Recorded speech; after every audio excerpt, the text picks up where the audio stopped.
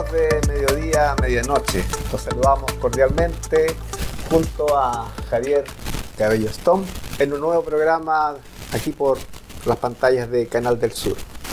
Para hoy día tenemos un tema muy interesante, un invitado a quien le agradecemos su presencia acá porque viene saliendo de un turno, fue lo que nos comentó el día de ayer, y por tanto agradecemos tu presencia acá, Luis Guillermo Díaz Barón. Aquí lo presentamos, ¿cierto? Junto a Javier.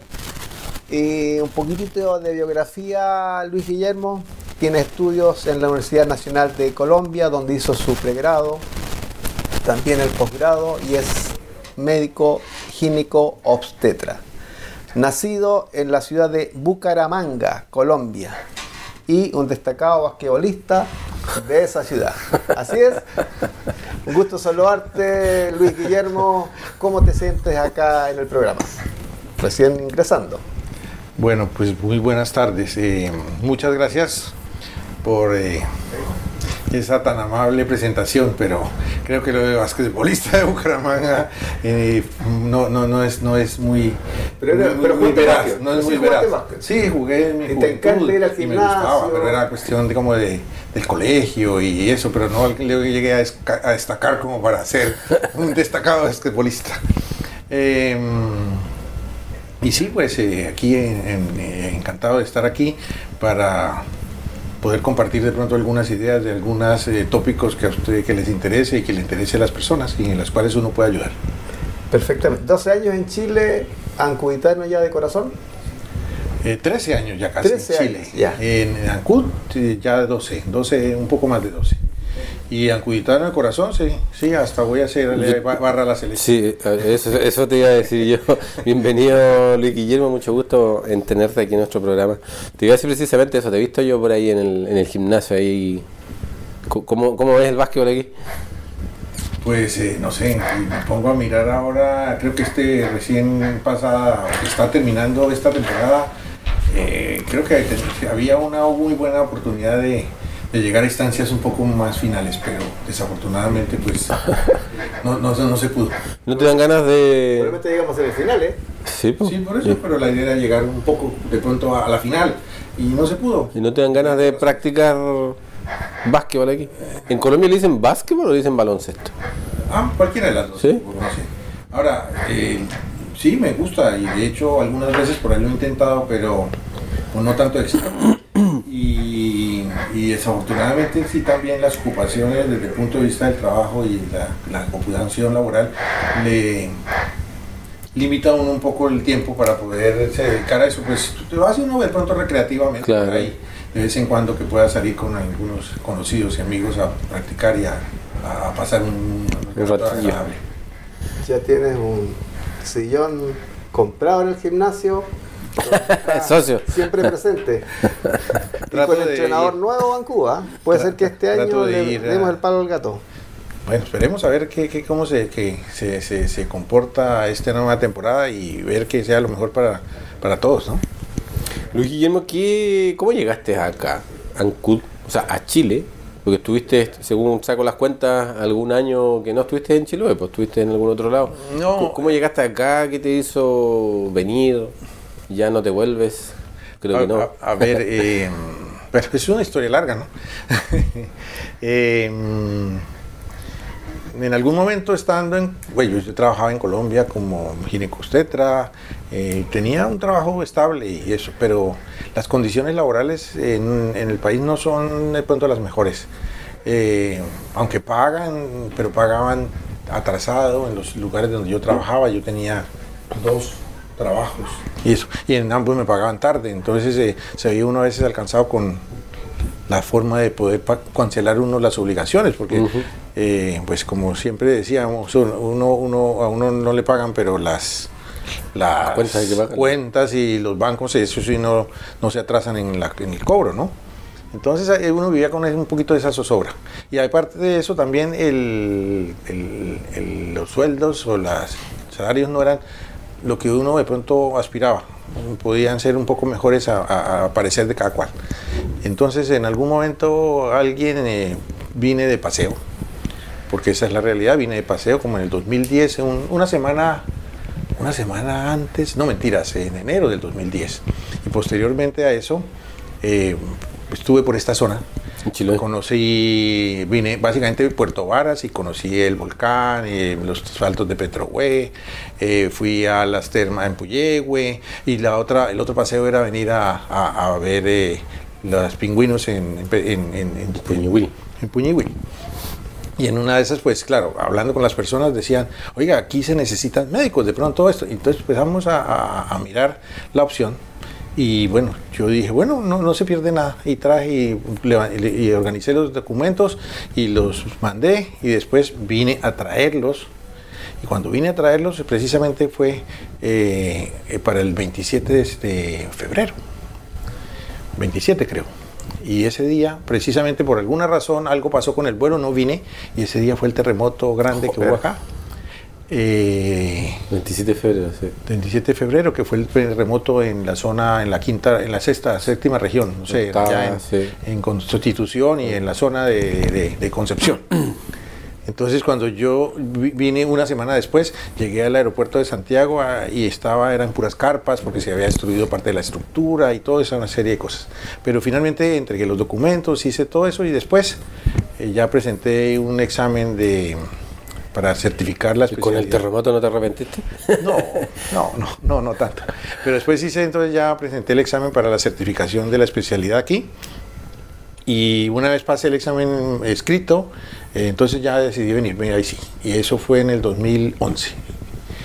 Y claro, como bien dice, entonces yo lo que conocía era Puerto Varas, entonces llegué allá, pero pues empecé a estudiar para el examen práctico, y mientras tanto no trabajaba, y cuando presenté el examen práctico después fue que vine a trabajar aquí en CUT. Eso fue en abril del 2012. Entonces ya llevo 12 años y un poquito más. Hasta ahora. Hasta ahora, pues sí, aquí estoy. ¿Siempre has estado laborando en el hospital, Luis? Sí, ese ha sido mi base. Y ahí estoy y tratando de ver y de ayudar en lo que uno más pueda, ¿no? Eso es más o menos la historia. ¿Vuelves constantemente a Colombia? No sé, familia, amigos. A ver, yo iba con más frecuencia antes, porque mi madre estaba en Bucaramanga, donde yo nací, pero ella falleció hace como 5 o 6 años. Y bueno, aunque están mis hermanos allá, tengo una hermana en Bogotá y 2 hermanos en Bucaramanga, entonces voy, pero ya no con la misma frecuencia. De todas maneras, la mamá como que es la que reúne a la familia. Ya los hijos pues ya sí nos hablamos y tenemos una relación muy cordial y nos queremos mucho y todo eso, y eventualmente nos reunimos, pero ya no era con la misma frecuencia de antes. Uh-huh. Pero bueno, en fin, esa es parte más o menos de la historia. Entonces ahora a veces uno pues viaja a otras partes y no necesariamente a Colombia, que era como que yo tenía que ir a conocer, a visitar a la mamá. Ahora... ¿Te gustan los milcaos ya o no? Sí me gustan, pero... Pero parece que no tanto. No, parece que no tanto, no, parece. Pregunta clásica de Chilote. Me gustan, sí, pero el problema es que pues, si uno come mucho, entonces de pronto empieza a ponerse cada día más redondito, y entonces es más complicado. Sí. Oye, Luis, aprovechando de que eres nacido en Colombia, yo no conozco tu país, pero ¿qué ciudad tú recomendarías que habría que visitar en Colombia?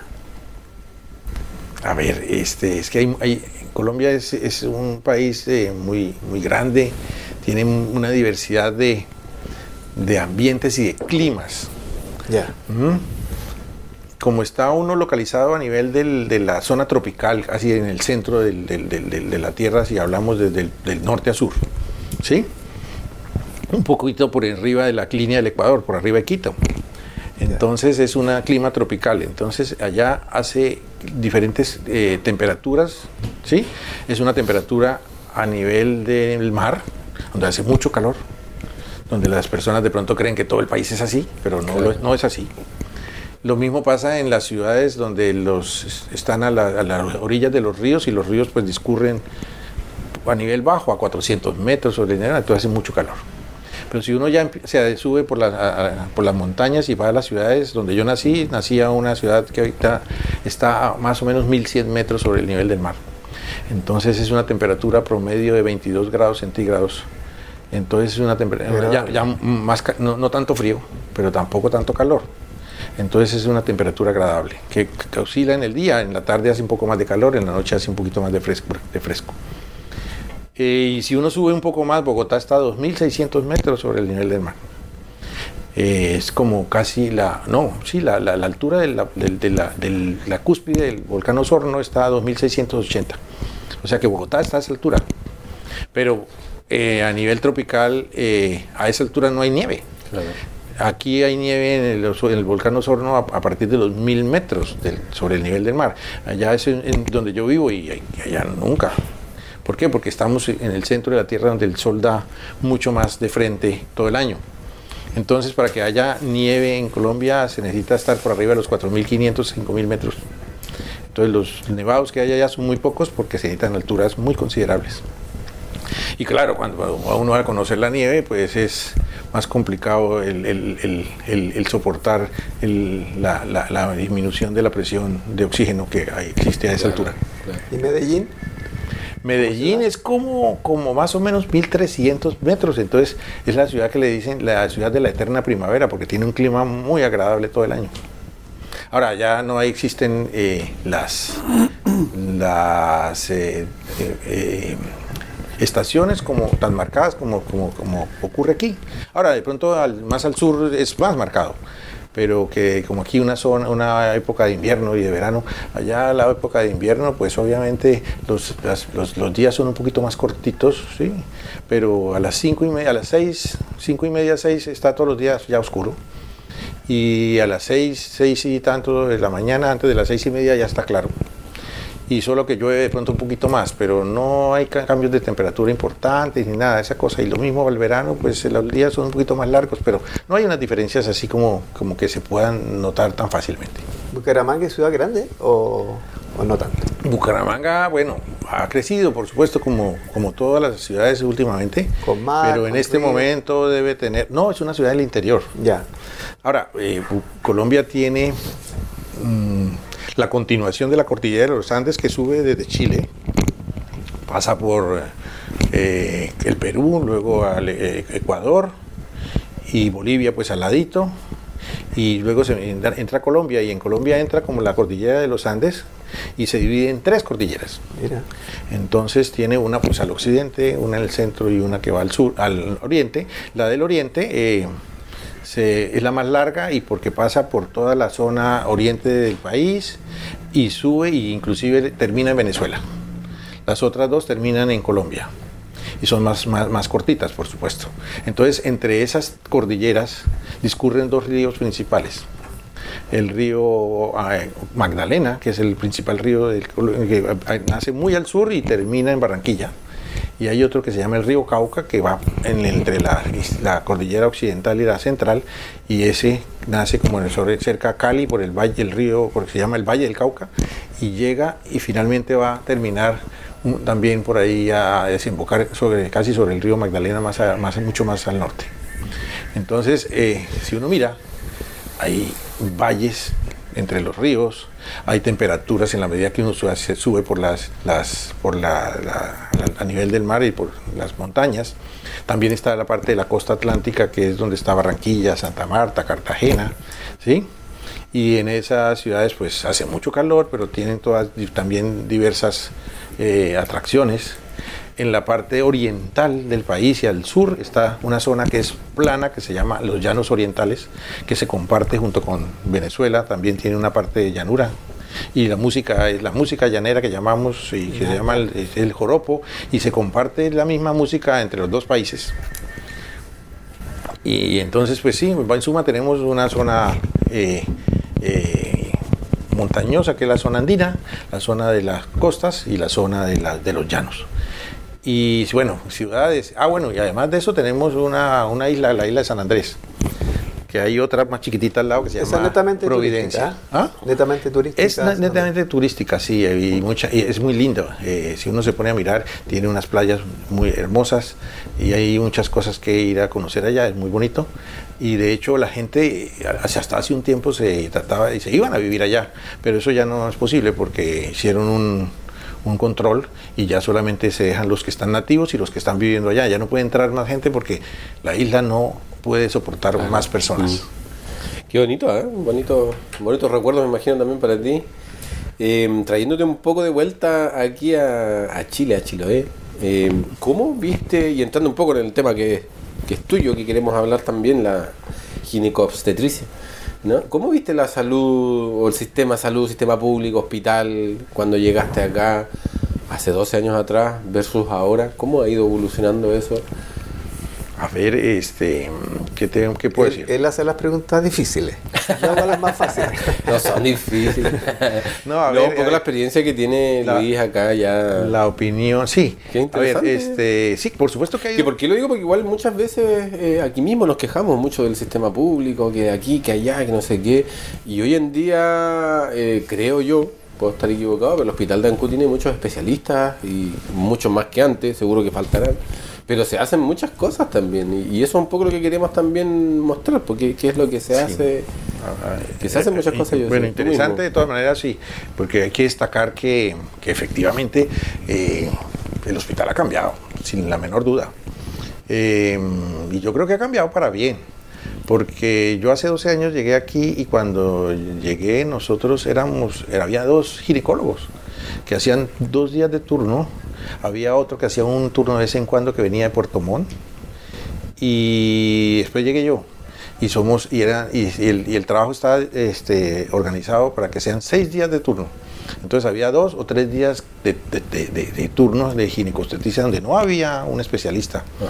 Entonces eso tenía que ser soportado por un médico, usualmente un cirujano, que era el que veía esas patologías y entonces derivaban muchas cosas. Bueno, también tengo que decir que en ese momento no había anestesiólogo de turno ningún día. Entonces uno cuando tenía una paciente que necesitaba el concurso del cirujano, del anestesiólogo, porque tenía que operarla en una cesárea de urgencia o cualquier cosa que tenía que estar llamando a uno de los anestesiólogos que viniera en ayuda de uno, pero tenía uno que llamar a pedir como medio más o menos el favor, como oiga, venga, ayúdeme por favor, tan, y bueno, a veces tenían la disposición y la disponibilidad de poder venir, pero otras veces pues no estaban fuera de la ciudad, qué sé yo, entonces era complicado. Era complicado. Estoy hablando de hace 12 años ya. Después ya llegaron otros ginecólogos, después empezaron a llegar los venezolanos, que llegaron ginecólogos también, entonces ya completamos el staff de 6 ginecólogos para tener un ginecólogo de turno todos los días, entonces eso ya se completó. Actualmente son 6 en el hospital. No hay algunas otras personas que no hacen turno, entonces, pero hacen otras actividades, y entonces están en el día a día, pero no hacen los turnos. Estoy diciendo que todos los días hay lo importante es que si vas a dar a luz justo un día, vas a tener un ginecólogo. Sí, que antes cuando yo llegué no había, digamos, pues, no había todos los días.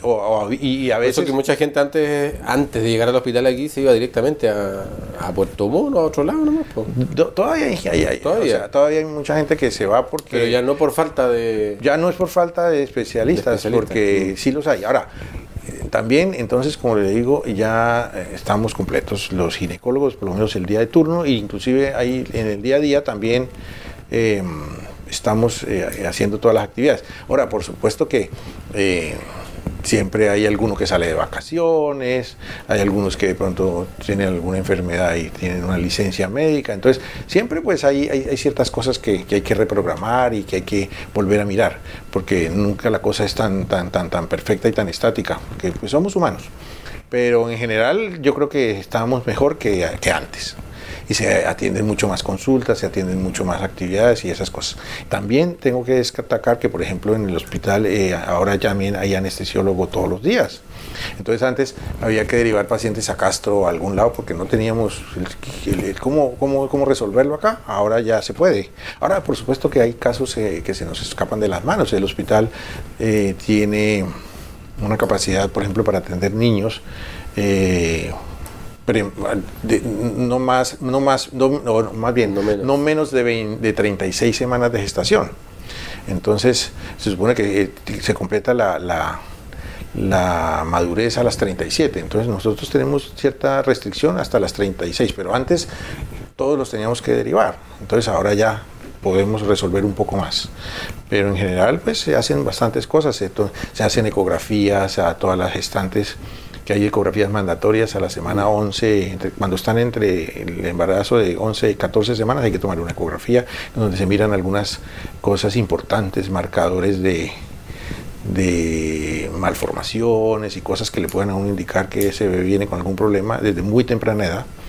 Y luego hay otra ecografía que se hace a las 22, entre las 22 y las 24 semanas, que también la estamos haciendo. Entonces se hacen esas ecografías, se controlan las pacientes, operamos y también resolvemos los casos ginecológicos, atendemos la parte del nacimiento de los niños, ya sea por cesárea o sea por parto. En fin, se han mejorado un poco. Ahora, que tengo que decir también que seguramente ha disminuido un poco el número de nacimientos en Ancud. Ahora, no sé, creo que es un problema a nivel país. No tengo el dato exacto, pero creo que es un problema a nivel país. No es solamente aquí que está pasando eso.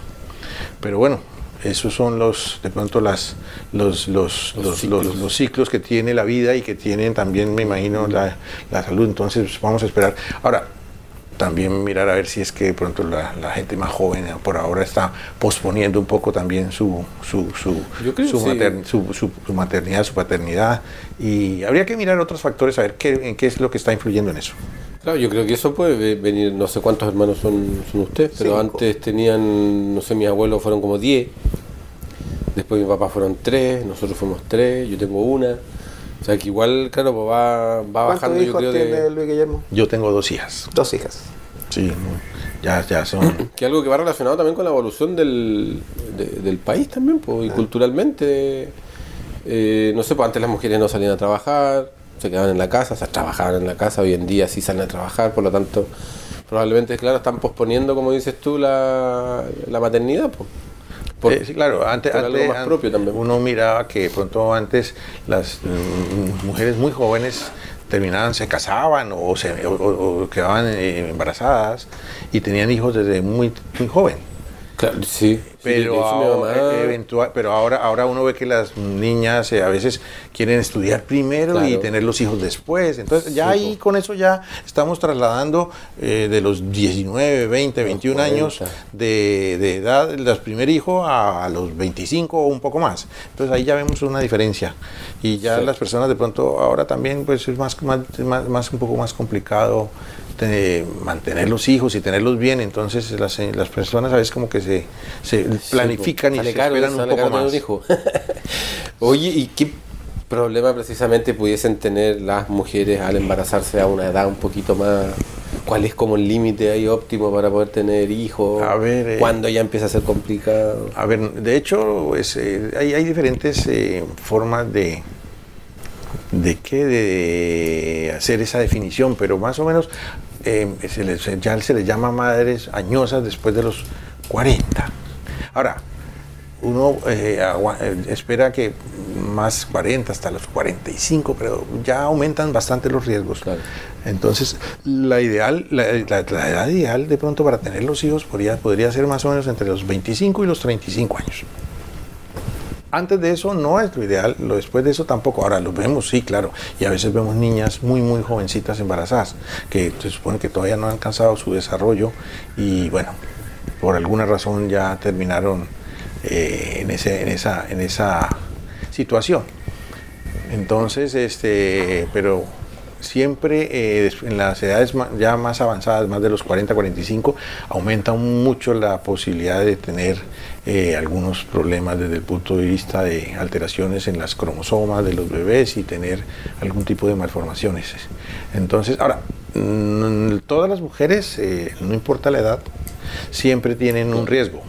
No quiere decir que la mujer que está en la edad ideal, digamos a los 28, 30 años que se embaraza, entonces no tiene riesgo de nada. No, también tiene riesgo de tener problemas con un niño con un síndrome de Down o la trisomía 21, que es la más frecuente tal vez, pero de pronto pueden sobrevivir y pueden llevarse bien, y otro tipo de cosas. Todas tienen, pero entre más avancemos en la edad y si más lleguemos a los 40, 45 o más años, la probabilidad es bastante mayor. Luis Guillermo, que bueno, todo esto va derivando de la primera pregunta que hizo Javier respecto a la institución Hospital de Ancud, y de verdad que nos alegramos que tú nos manifiestes de que está mucho mejor que hace un par de años atrás, y ojalá que tengamos ese hospital nuevo con muchos especialistas. Ahora, pregunta fácil, ¿qué es tu especialidad? Porque está dividida en ginecología y obstetricia. Esta sería la pregunta para terminar este primer bloque, para que tú nos digas si se produce ahí alguna diferencia entre esos dos conceptos o es casi lo mismo.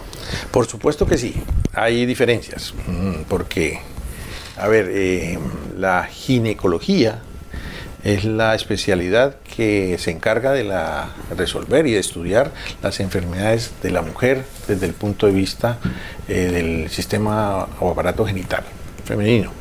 Entonces, esta está relacionada cuando hay problemas de sangrados anormales, ¿cierto? Está asociada, y entonces hay que mirar a ver cuál es la causa de esos sangrados, ¿cierto? Y todo ese tipo de cosas. También alteraciones y la parte de la anticoncepción y de este tipo de cosas.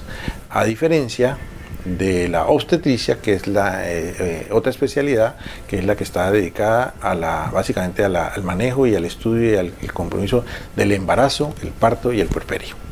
Entonces la obstetricia es relacionada con el embarazo y la ginecología está relacionada con las otras patologías del sistema genital femenino que no están relacionadas con el embarazo, llámese sangrado, llámese que cuando hay infecciones, cuando hay patologías como tumores de ovario, como patologías esas que tenemos que manejar nosotros. Entonces, sí, esa es la diferencia. Nosotros, cuando yo empecé a estudiar la especialidad hace ya muchos años en Colombia, me acuerdo, no digamos cuántos, no digamos cuántos, pero hace bastantes ya. Yo me acuerdo que yo tenía profesores que eran ginecólogos y tenía profesores que eran obstetras. Ahora ya a fuerza de manejar ambas, o sea, algunos se metían un poquitito en la especialidad del otro, porque están íntimamente relacionadas, pero no son lo mismo. Entonces, pero ya después se había integrado la especialidad como ginecobstetra y ahí esa fue el programa de estudios que yo hice. Y que ahí ya en la mayoría, en todas partes es la ginecobstetricia. Por supuesto, para ser uno ginecobstetra necesita primero ser médico y después hacer una especialización. Ahora sí que vamos a una pausa y retornamos con el doctor Luis Díaz.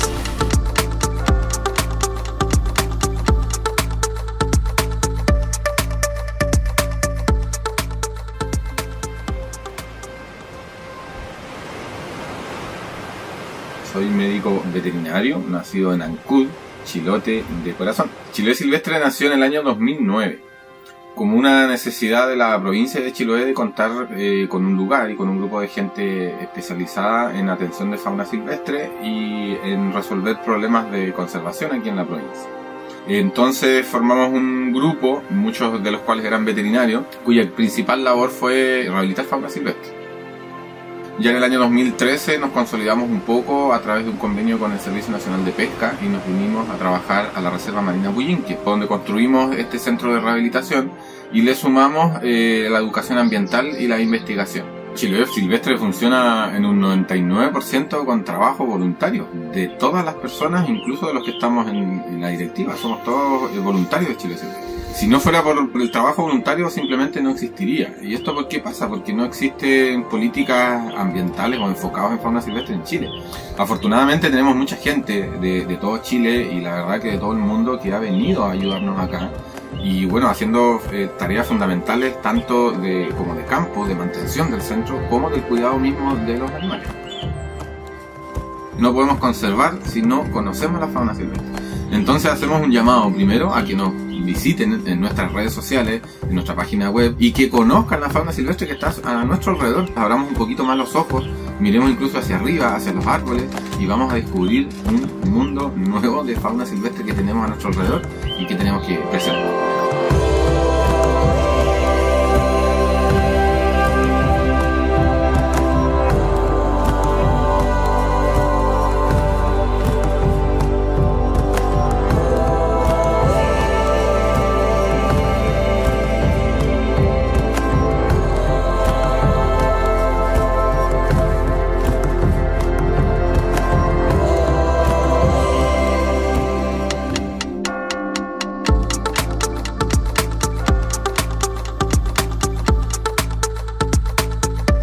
Estamos de vuelta, amigos, del programa de Mediodía a Medianoche junto a Luis Díaz y también a Javier Cabello, quien inicia esta ronda de preguntas. Sí, antes que eso, yo no sé si se habrán dado cuenta aquí en nuestro estudio, tenemos aquí unos vasos que estamos haciendo en Chiloé Silvestre con dibujos de animales silvestres, y tenemos pingüinos Humboldt, pudú, y que estamos haciendo por un proyecto que es de reciclaje. En el fondo la idea es reciclar botellas, diferentes tipos de botellas. ¿Estos son de botella? Cerveza. No, eso en especial no, porque los traje aquí más elaborados para el programa. Pero es eso, para que la gente también sepa que en algún momento vamos a tener ahí a la venta vasos reciclados y por supuesto con algún dibujito de animales silvestres. Está muy bonito. Así que estos quedan aquí para los futuros programas. Ojalá no se los lleve un panelista. Pero los reciclados son cortes de una botella. Sí, son cortes de una botella, pero lleva un trabajo también. También de pulido, en fin. No solamente el corte porque te puede... Digamos valores altivos. No, todavía no tenemos valor. Estamos recién armando la producción. No, pues importante porque es reciclaje, pero además nos va a servir, por supuesto, para mantener los animales silvestres. Esa es un poquito la idea.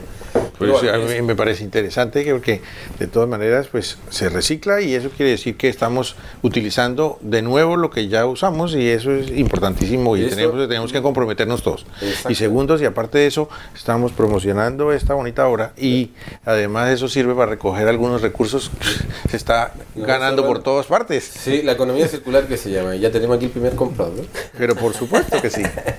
Bueno, Luis, entrando o volviendo a lo que estábamos hablando un poco de hablabas la diferencia entre la ginecología y la obstetricia.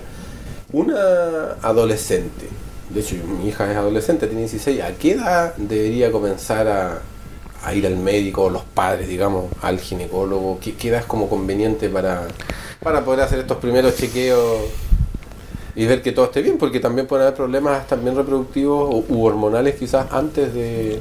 A ver, yo creo que, bueno, esa es empezaron las preguntas difíciles. Esta la hizo Jorge, está aquí. Porque es que resulta que todo ha ido cambiando. Todo ha ido cambiando. Sí, ha ido cambiando. En épocas pasadas, la edad reproductiva, es decir, la edad de la menarquia, esto es la edad en la cual llegaba la menstruación, la primera menstruación a las niñas, era a los 15 años, y creo que a eso se refería la tal fiesta de 15 años, que era como una presentación en sociedad. Si nos ponemos a mirar el trasfondo de eso, es una presentación en sociedad de la niña que está ya en edad de merecer o de concebir. Sí. Y entonces entraba a su vida reproductiva. Pero eso ha ido cambiando y cada vez es más precoz. Entonces, ahora vemos niñas que empiezan la menarquia de su primera menstruación a los 11 años, a los 10 años. No sé a dónde vamos a ir a dar, porque antes eran 15, después eran 14, después íbamos en 12, 13, en fin, y ahora estamos ya en 11 y casi 10. Entonces, dependiendo de eso, también va cambiando la edad. Porque una niña que ya empieza su vida sexual muy tempranamente, que empieza ya a tener algún tipo de actividad en ese sentido, pues va a requerir de todas maneras un manejo primero anticonceptivo, si es el caso, ¿cierto? Y para eso pues van a necesitar ya el concurso de una persona, un especialista en esa materia, para poder dar un tratamiento adecuado. También necesita un ginecólogo para poder prevenir algún tipo de enfermedades que puedan presentarse, ¿cierto? Y entonces yo creo que antes hablábamos de alrededor de los 15, entre los 20 años más o menos, ¿sí? Porque las niñas empezaban su menarquia, pero empezaban su vida sexual más tarde. Pero ahora empiezan la vida sexual mucho más temprano, entonces ahora necesitan Y como más temprano. médico, ginecólogo, igual puedes sugerir una edad adecuada para el inicio de las relaciones sexuales. Esa es una pregunta difícil. A ver, esa pregunta sí estuvo muy difícil. A ver, ¿yo qué puedo decir? Pues ya dije que la edad ideal para tener hijos es entre los 25 y los 35. Ahora, ya, la mejor edad. Pero para tener hijos. Ahora, para poder dar esa edad, pues es muy complicado. Tendría yo que apelar a otros conceptos. Y es, por ejemplo, que hay que tener presente también no solamente la parte puramente sexual y la parte del goce y de la parte emocional, sino también hay que tener en cuenta que hay responsabilidades que hay que asumir en ese caso, porque cuando se inicia la vida sexual, si no se tiene en forma adecuada y no se tienen las precauciones adecuadas, va a generar un embarazo, y un embarazo que probablemente pueda ser no esperado, no programado, y entonces en lugar de ser un motivo de alegría, un acontecimiento importante, se convierte en un problema, ¿cierto? Entonces, pensar en decir, oiga, no, es que sea a tal edad o a tal otra edad, sería de pronto un poco irresponsable de mi parte. Sino claro, hay que mirar mucho más hacia atrás y mirar que hay responsabilidades y si se está en las condiciones de poder asumir un posible consecuencia que eso puede traer. Entonces, yo a alguien le decía, y dentro de eso a mis hijas les decía en algún momento, más que todo, más a la menor, donde ella me hacía una pregunta de esas y yo le decía, a ver, tú en este momento puedes irte de la casa y mantenerte y tener tu dinero para poder comprar tu comida, comprar tu ropa, mantenerte en un sitio donde vivir, transportarte y hacer esas cosas. Y me decía, no. Y yo, entonces, si una persona no tiene cómo mantenerse a sí misma, ¿cómo va a responsabilizarse de traer otra persona a este mundo si ni siquiera lo puede mantener? Eso es irresponsable. Entonces, ¿cuándo es el momento de tener los hijos? Pues cuando uno tenga la capacidad de asumir esa responsabilidad y de proveerles lo que ellos necesitan. Mientras tanto, es irresponsable hacerlo. Entonces, relaciones sexuales, sí, yo no voy a decir que entonces no se pueda, pero hay que mirar que evitar los embarazos indeseados y sobre todo en edades tan tempranas donde ni siquiera hay forma de poder asumir las consecuencias que eso trae desde el punto de vista económico, emocional y de una serie de cosas. Un punto clave igual es la educación. Por supuesto, ahí teníamos que ver la educación también. La educación, y hay que reforzar eso, no solamente la educación sexual, porque no es solamente decirles y enseñarles cómo es el aparato reproductor, cuáles son los métodos anticonceptivos, sino también la educación y desde el punto de vista de las responsabilidades que tenemos que asumir como personas, porque es que yo tengo unas responsabilidades con las personas, con la sociedad, conmigo mismo. Y si yo aparte de eso tengo otra persona con la cual tengo que responder, pues las cosas se complican, y si no estoy en la capacidad, uno no trabaja, no produce nada, vive de los papás y teniendo hijos. Entonces creo que algo está fallando ahí en esa ecuación. Oye, Guillermo, y ahí, Luis Guillermo, ¿hay muchos embarazos adolescentes ves en el hospital proporcionalmente? Sí. Antes yo recuerdo que también era más frecuente, probablemente todos tuvimos a lo mejor algunos compañeros que fueron padres a los 16, 17 años. ¿Cómo es la situación? Ahora, no sé, creo que ahora se ha ido controlando un poco porque se ha ido masificando también un poco los métodos anticonceptivos. Ahora hay mucho más métodos anticonceptivos, están pues no todos son para todo el mundo, por supuesto, pero hay los anticonceptivos orales, los anticonceptivos inyectables, los anticonceptivos que se ponen en un implante subdérmico, los dispositivos intrauterinos, que antes era uno solo, después uno con cobre, ahora hay unos medicados, ¿cierto? También está la alternativa de si se tiene un contacto no protegido por alguna razón, entonces también hay la alternativa de hacer algún medicamento, una medicación posterior. También están los anticonceptivos que no son los mejores, pero son los de barrera, que son el preservativo. En fin, hay mucho más posibilidad y asequibilidad a esos métodos. Entonces, de pronto con eso se puede hacer, pero a pesar de eso, aún vemos niñas muy jóvenes embarazadas que uno dice, Dios mío, ¿y esto por qué? O sea, no tuvo acceso a una cosa de estas, o simplemente pensó, no, esto no va a pasar nada ahí. Claro. Y desafortunadamente pues pasó, y entonces se ven abocadas a un embarazo no programado, y con todos los problemas que esto conlleva. ¿Hay acceso a estas cosas? Una persona, un adolescente. Sí, hay. No necesariamente un adolescente, alguien que pueda ir allá y... Sí. Hay un programa tal, eso no es solo en el hospital, es a nivel ministerial y a nivel de todo país, donde hay un grupo de personas que manejan esta parte, más que todo, no tanto en el hospital también, pero en los dispensarios, ¿sí? ¿Esos son los consultorios? La atención primaria, sí. Entonces, allí hay unas personas y ahí en algunos casos les suministran preservativos, les suministran anticonceptivos. Ahora, de pronto los anticonceptivos son algunos genéricos que no tienen tanta variedad, pero es mejor eso que nada. O sea, estos programas para evitar el embarazo adolescente funcionan en los consultorios. Ahora, ¿cómo lo hace una niña que está entrando en esta etapa adolescente y quiere tener información? ¿Tendría que asistir solamente? O, por ejemplo, el programa del hospital, ¿van a las escuelas, van a las casas? ¿Cómo lo hacen? No, esa parte es más la atención primaria la que está encargada de ese tipo de cosas, de hacer la promoción y la educación, y hacer ya la parte operativa de estos programas donde se entregan los estos y la parte educativa. Ahora, yo me imagino también que si en algún momento hay alguna persona o alguien que amerite o quiera e invite de pronto a alguno de los ginecólogos que trabajamos en el hospital para ayudar en una campaña de estas o a dictar una charla en un colegio, yo creo que de pronto no creo que obtenga una respuesta negativa si finalmente así se hace.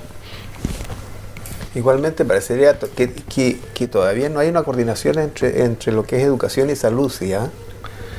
Probablemente haga falta de pronto un poco más de conversación entre esos dos entidades, dos la estamentos. Familia también, o sea, yo creo que fundamentalmente la familia, que a veces quizás no hay esa confianza entre el adolescente y los padres, y claro, también es bueno que tengan una segunda instancia donde poder ir a buscar esta información. Ahora, yo creo que ha ido cambiando un poco ese aspecto. Antes era bastante menos, donde las niñas tenían de pronto iniciaban su vida sexual a escondidas. Claro. Ahora de pronto también sigue pasando, pero creo que en mucho menor medida. Ya hay mucho más de pronto confianza con los papás, y los papás de pronto ya son un apoyo como eso. Pero entonces la educación finalmente es para todos, ¿no? Entonces tendríamos que mirar cómo mejorar esa parte, no solamente la parte en los colegios, porque los colegios también enseñan la parte biológica, la parte teórica del asunto, ¿cierto? Ya la parte de implementos de pronto anticonceptivos y esas cosas que se necesiten, pues ya manejan la parte de salud, no la manejan los colegios, pero es una relación que hay entre los, y también la relación que tienen y la responsabilidad que tienen los papás también en este aspecto, ¿no? Importante. Muy bien, Luis Guillermo Díaz Barón. ¿Cuáles son las principales patologías, problemas, infecciones que se ven acá en lo local, digamos, por estrato etario, y cómo hacen para prevenirlo? Creo que ya has hablado muchas de estas cosas, pero aquí mismo. A ver, no, pues tanto como, no sé si la parte infecciosa, básicamente, pero porque sí la vemos. Ahora, muchas de estas patologías se manejan a nivel también de atención primaria, porque el primer punto de llegada de todo este tipo de patologías inicialmente es a nivel de atención primaria, donde las atienden las matronas o las atienden los médicos que estén a cargo de estos programas allá.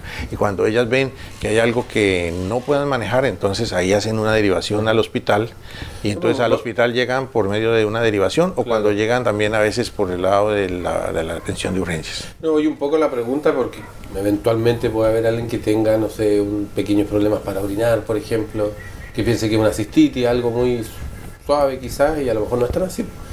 Voy un poco para eso, para que la gente, los televidentes aquí, conozcan un poco que de repente hay que tener esos cuidados y a lo mejor acercarse a un centro asistencial.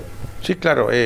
Bueno, hay algunos síntomas que le indican a uno eso. Y eventualmente nosotros, pues en la urgencia vemos pacientes que vienen por eso, pero más usualmente que son pacientes que están en estado de embarazo, y hay algunas patologías que son frecuentes y que pueden causar problemas en el embarazo. Y una de esas es la infección urinaria en las embarazadas, y sobre todo cuando es más precoz en este embarazo. Entonces tenemos que manejarla y tenemos que tratarla. Entonces, pues sí, se acercan a la urgencia del hospital cuando eso es así, y pues nosotros ahí vemos qué síntomas tiene, qué molestias tiene, y dependiendo de eso, pues decidimos hacer algún examen para poder diagnosticar y poder dar un tratamiento adecuado para esa patología y evitar las complicaciones que puede tener esa patología o esa enfermedad cuando no es tratada adecuadamente. Luis, tú trabajas haces turnos en el hospital, ¿cierto? Igualmente se dan casos así de abortos provocados por la propia mujer y que lleguen con peligro de vida al hospital. ¿Se dan esos casos igual todavía? A ver, es Pregunta difícil, ¿eh? un poco complicado. ¿Por qué? Porque seguramente nosotros vemos, eventualmente vemos casos de abortos, o que llegan con aborto que ya ha iniciado su proceso. No, porque algunas llegan con amenaza de aborto, ¿cierto? Que es otro tópico. ¿Con amenaza de aborto? La amenaza es cuando llega la señora que está con un sangrado, con dolor, o ambas, que usualmente aborto llamamos hasta la mitad del embarazo, o sea, más o menos hasta la semana 20 de gestación, o cuando el producto del embarazo pesa menos, cuando se produce menos de 500 gramos. Entonces ahí hablamos de aborto. Y entonces llegan con sangrado, con dolor o algún tipo de esos cambios con dolor y contracciones. Entonces decimos que tiene una amenaza. Entonces hay que tipificarlo si ya está apenas empezando o ya está avanzado el caso y ya no tiene vuelta, y saber en qué punto está para ver qué tratamiento le damos. Ahora, saber si eso que está presentándose en ese momento fue espontáneo o fue provocado, es complicado. ¿Por qué? Porque de todas maneras la legislación de Chile tiene hay algunos casos en los cuales se permite el aborto, ¿cierto? Eso desde hace unos años para acá. Pero en términos generales el aborto de todas maneras no está permitido. Entonces, si alguien viene y simplemente dice, no, es que yo me estaba provocando esto, pues puede acarrearle problemas legales, y entonces pues no van a venir abiertamente a confesar eso. Claro. Entonces, pues hay un error ahí, un problema en la tabulación de la información. Entonces decir, oiga, sí, tenemos casos, no creo que sea tan fácil que nos vengan a simplemente a confesar que eso fue así. Esperemos que no sean tantos los casos. Como sino médicos, ginecólogos, sí se dan cuenta. Es difícil, difícil, tampoco es tan sencillo, porque la gente a veces toma medicaciones y cosas que están restringidas, pero a veces se manejan por debajo de la mesa y se usan. Entonces, pues no es tan sencillo definir y saber exactamente. Ahora, a veces de pronto es un poco evidente, pero uno en esos casos, pues ¿qué le queda hacer? Pues si uno llegase a hacer eso, yo creo que tendría que casi que denunciar el caso, pero Ya. es muy complicado poder confirmar una cosa de esas. Vámonos al otro extremo. Estuvimos hablando de los adolescentes y el menopausia y las mujeres también, cuidados de ellas cuando ya llegan a esta etapa, problemas uterinos, o igual haces mucha cirugía, entiendo también, ¿no? De histerectomía. Sí. Sí, cuéntanos un poquito ahí. A ver, la histerectomía, bueno, pues la histerectomía no es otra cosa que extraer el útero, ¿sí? ¿Pero en qué causa? Entonces, bueno, básicamente lo hacemos cuando la causa más frecuente de histerectomía es cuando hay sangrados anormales o que están aumentados en cantidad y volumen o a veces en frecuencia, ¿sí? Que los tratamos a veces de manejar desde el punto de vista médico. Esto es con medicamentos, con anticonceptivos y con algunas cosas, y no logramos que un adecuado control. Y entonces las pacientes sangra profusamente, y llega un momento donde de pronto llega el riesgo de tener una anemia y que esa anemia se agudice y pueda llegar hasta amenazar la vida de esa persona y llegar a la muerte. Entonces, pues ante eso, pues obviamente tenemos que prevenir eso, y la forma única que ya después de agotar todas las otras opciones es sacar el útero. Entonces hacemos una cirugía que es extraer ese órgano. Ahora, usualmente lo hacemos cuando la señora ya ha tenido los hijos que pensaba tener. Algunas veces pues esto no se puede cumplir porque pues no hay cosas ideales, pero usualmente pues se pospone ese tipo de cirugía hasta que se han agotado los otros términos. Y es la principal causa de esto es los miomas. Los miomas que no son otra cosa que una formación de unas masas que se forman a través del músculo del útero. El músculo del útero se llama el miometrio, y a partir del miometrio aparecen los miomas. Esos miomas pueden crecer y ser muy grandes y tener muchas sintomatología y muchas molestias, y a otros ser más pequeños y molestar un poco menos. Pero depende también de la localización, es que se mira el tipo de sintomatología que produzca. Pero si ya, como le digo, tenemos una cuadro que ya amenaza o que ya se está complicando, pues tenemos que decidir hacer una histerectomía. Dependiendo de la edad en que hacemos este tipo de procedimiento también, decidimos porque la histerectomía es sacar el útero, que es cosa distinta a sacar los ovarios, ¿cierto? Y las trompas. Entonces, la histerectomía es sacar el útero, pero dependiendo de la edad, si la mujer en la cual estamos operando es joven, y los ovarios, que son los que mantienen la vida y muchas funciones a nivel femenino, como el trofismo de la piel, como lo mismo del cabello, el trofismo de las mucosas, también está relacionado con mantener el calcio en los huesos, también es de cierta manera un protector a nivel cardíaco, y tiene otros efectos. Entonces preservamos esos ovarios y los dejamos allí, si está muy joven, hasta que ellos buenamente llega a la edad en la cual llega la menopausia espontáneamente. Ahora, si ya nos acercamos un poco más a la edad de los 40, 45 años, de pronto sacamos el útero y sacamos uno de los dos ovarios, dependiendo de cuál esté macroscópicamente y a la vista en mejor estado. Y si ya la señora está por los 50 o más años, pues ya preferimos sacar los dos, porque ya está en la edad en la cual los ovarios ya no producen, ya dejan de trabajar, ya dejan de producir hormonas. Entonces ya solamente quedan ahí, es como el asiento, la forma en la cual de pronto no quedan, sino para que de pronto aparezca un tumor y un cáncer de ovario o una patología que nos toque operar después. Entonces ya que no tiene ningún sentido dejar un órgano que ya no tiene función. En este caso el estrógeno, ¿no? Hablamos del... Sí, las hormonas que básicamente... el ovario es una fábrica de hormonas y se producen estrógenos, ¿sí? Y cuando empieza, que es el que comanda casi todo el ciclo menstrual, pero en la segunda parte del ciclo, el ciclo tiene dos fases, una fase inicial antes de la ovulación y después de la ovulación viene la segunda fase. Usted me entiende bien porque maneja el tema.